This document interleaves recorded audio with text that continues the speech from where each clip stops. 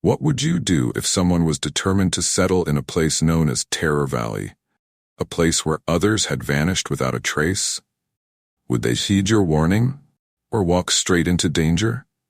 Stick around to find out what happens when one stubborn soul decides to tempt fate. And don't forget to subscribe and hit that bell icon so you never miss the next twist in our story. The air hung thick and heavy in the cramped bar, where a dozen species nursed drinks of all kinds. Some foul, some sweet, others bitter or sour. None of it was pleasant, but every patron drank in silence. Dim lights reflected off eyes, mandibles, and faceplates, creating an eerie glow in the smoky atmosphere. Kess slid onto a bar stool, feeling small next to an imposing figure, a snan, an avan species towering over 2.5 meters tall. The creature had terrifying talons and a brutal hooked beak, evolved to tear and shred. Kess barely reached the snan's chest. He came from a smaller, mammalian species, one whose evolution had been based on hiding from danger, choosing flight over fight. "You look new here," Kess said, trying to break the ice as he ordered a drink. The bartender passed him a small glass filled with a dark green liquid. The snan slowly turned his sharp beak downwards, staring at the small creature who dared to speak. "I am," the snan replied, his deep voice full of disdain. Kess sipped his drink gingerly. "Ah," he said, wiping his delicate mouth. "I thought as much. Just passing through?" "No," the snan said, his back ramrod straight, eyes locked on a distant point in the bar. "Oh, looking to stay?" With a sigh, the snan finally answered, "Looking to settle if you must know." "A new neighbor," Kess smiled. "How exciting. There are many wonderful homesteads to the west of town, great developments, vibrant communities. We're expanding every day." "I will not be living there," the snan said, his tone flat. "Ah, more of an urban dweller?" Kess continued. "Well, the east side of town is near the port, though it's a bit crowded and noisy. The central area is mostly governmental offices, but there's a small art scene in the southern part of the city if— "I will not be living in the city," the snan interrupted coldly. "And you bother me, prey animal." Kess immediately snapped his eyes back to his drink, staring into the dark liquid. "I see," he murmured, his voice barely audible. The snan took a long, slow pull from his drink, then glanced down at Kess, who looked for all the world like he wanted to sink into the bar. After a moment of silence, the snan's posture softened ever so slightly. "My name is Bora," he said, his voice still gruff, but no longer hostile. Kess turned to face him, carefully. "A pleasure to meet you, Bora," he said, forcing a smile. "I mustered out of the military last month." "I'm not yet accustomed to civilian life," Bora said, his voice softer but still firm. "I don't find cities or crowds appealing." "I understand," Kess replied, his smile widening. "Think nothing of it, my friend." There was a slight pause before Kess continued, curiosity getting the better of him. "Have you decided on a place yet?" Bora clicked his beak thoughtfully, as though weighing whether to answer. After a moment he spoke. "Yes, there's a mountain range, about 30 kilometers from the city. I shall make my home on the lower slopes of one of those mountains." 30 kilometers, you say? Kess looked down at the bar, avoiding Bora's gaze. "Would this be roughly north and west of our fair city?" Bora nodded slowly. "Roughly, yes. There's a small lake in a green valley near those mountains." "A lake? Yes, I believe there's one." Kess drained his glass in one hurried gulp, his demeanor shifting from casual to anxious. You can't live there, my new friend. I am sorry." In a flash, Bora shot up from his stool, towering over Kess, his talons digging into the bar. The entire bar went silent as the massive snan loomed, his presence overwhelming.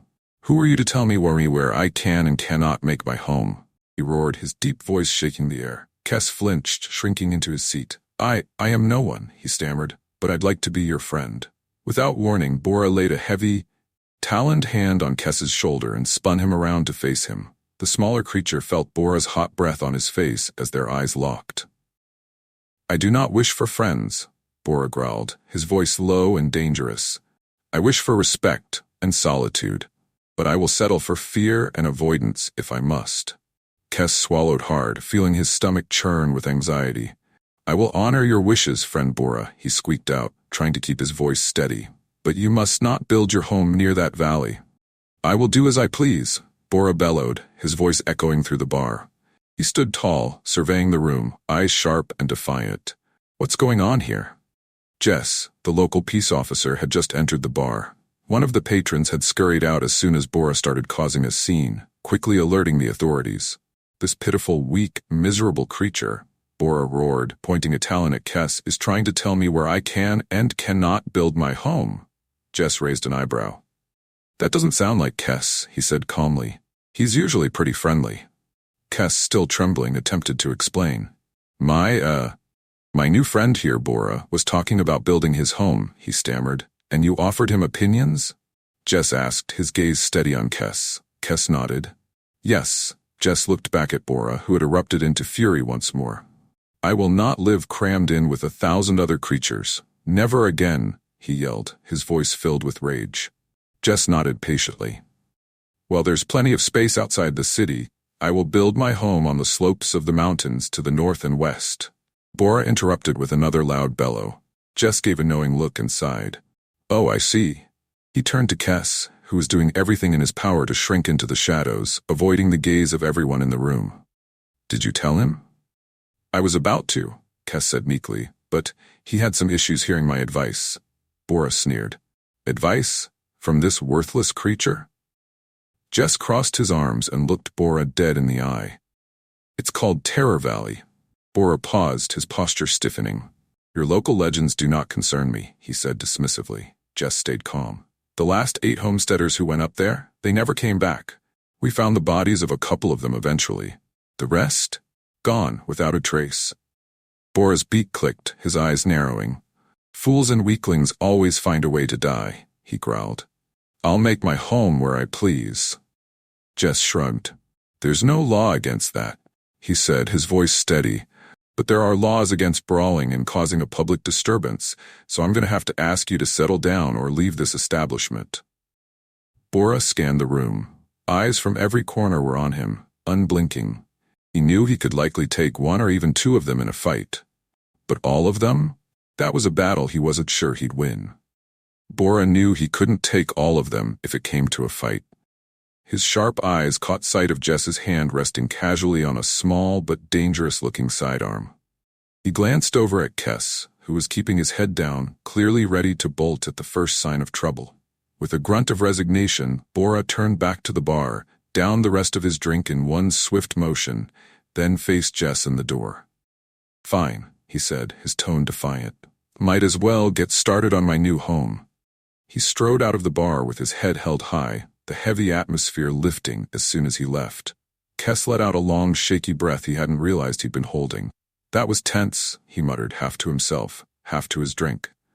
Jess slid into the seat next to him, shaking his head. Kes, what the hell were you thinking? Kes frowned. I was just being friendly. Jess sighed. You know those Snans are high-strung. He seemed nice enough, at first, Kes mumbled. You mean before you started talking to him? Well, yeah. Jess raised an eyebrow. So, what's his story? Kes shifted uncomfortably in his seat. He said he just got out of the military and was looking for a place to homestead. I offered a few suggestions, then, well, you heard. Jess nodded slowly. Military, huh? Did he say if he was in the war? He didn't mention it, but he must have been, right? Kes said, glancing over at Jess. Yeah, probably. And now he's headed up to the valley. Jess leaned back, his eyes drifting toward the door Bora had stormed through. I tried to warn him. Kes squeaked, his voice tight with anxiety.